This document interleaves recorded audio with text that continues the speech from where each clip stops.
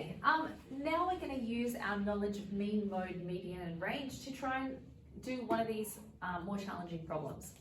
So here we've got a set of data. We've got the number 1, 2, 2, a 5, and a missing number. We know that they've got a mean of 4. We need to find the missing number. Okay, so the mean tells us that when you add them all together and divide by how many numbers there are, it equals 4. So let me write that out. So it's 1 plus 2 plus 2 plus 5 plus a mystery number, so let's call it x, plus x divided by how many numbers there are, so 1, 2, 3, 4, 5 is equal to 4. Okay, so I've just turned this question into an equation. So don't be scared. All I've done is taken these numbers, put pluses between them, turn this missing number into an x, and said when it's divided by, when they're all added together and they're divided by 5, it equals 4, because that's how we get a mean. Mean is add all the numbers together, divide by how many there are. Okay, now we need to try and find x, which is our missing number, our mystery number. So because it's written as an equation, we can actually just tackle this like an equation. So first thing, how do I get rid of divided by 5? I do the opposite. I'm going to multiply by 5 times this side by 5. What you do to one side, you've got to do to the other. So now what I'm left with on this side is 1 plus 2 plus 2 plus 5 plus x is equal to 20. Cool. Now I'm actually going to add these numbers together because I can. So 1 plus 2 is 3, 3 plus 2 is 5, 5 plus 5 is 10. So this is actually 10 plus x is equal to 20.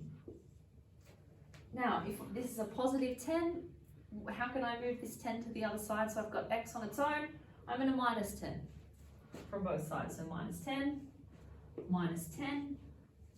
So that tells me that x is going to be equal to whatever 20 take away 10 is, which is 10.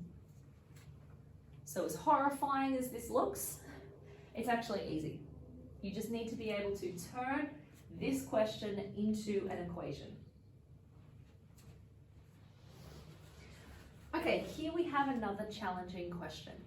This one is a little more open-ended, a lot more open-ended actually, because it has a variety of answers. There's no one correct answer for this particular question. Anyway, basically what it's telling us is that we've got 6 numbers. We don't know what they are yet.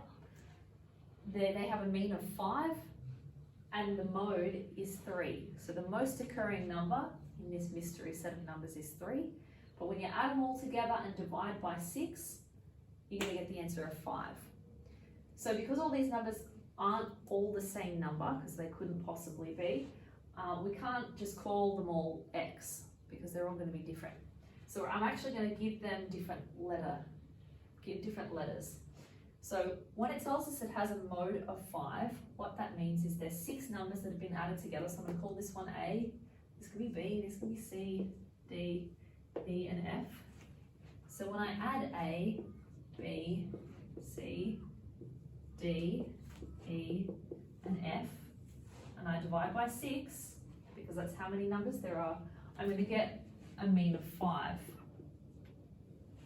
Okay, so now, because I've got it written as an equation, admittedly a horrifying equation, yes, but it's an equation nevertheless, I want to get rid of this 6 so that I've just got my letters. So I know what my letters all add to. So in order to get rid of this divided by 6, I need to do the opposite, which is times by 6. So times in this side by 6, and I'm times in this side by 6 as well. So now all these letters, A and B, C and D and E and F, when I add them together, I'm going to get the answer of 30. So now, that part is pretty much sorted. I know that my 6 numbers have to add up to 30. However, I'm forgetting one piece of information. My mode is 3. So my most occurring number has to be 3. Now this is where it's up to you to pick any combination of numbers that add up to 30 so long as that most of them are 3. So what I'm going to do here instead is I'm going to turn my A, B and C into 3. So they're all going to be 3. So 3 plus 3 plus 3. Now I need to find 3 other numbers that when I add up my 3, 3 and 3, I'll get 30. So I'm just going to pick any random numbers, that 3 numbers left that are going to give me 30.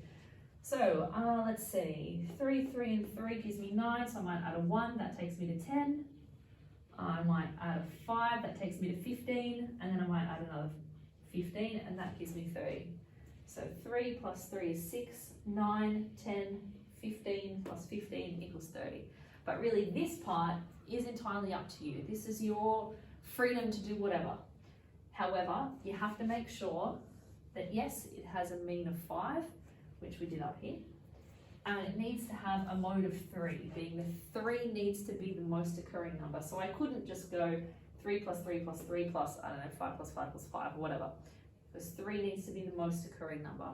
Alternatively, if I was feeling a bit lazy, I might just go 3 plus 3 plus 3 plus 3 plus 3. So I've got 5 3s, and then just figure out, well, what's left till I get to 30?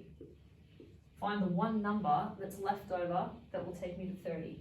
So 3, 3, 3, 3, 3, that'll be 15. There we go.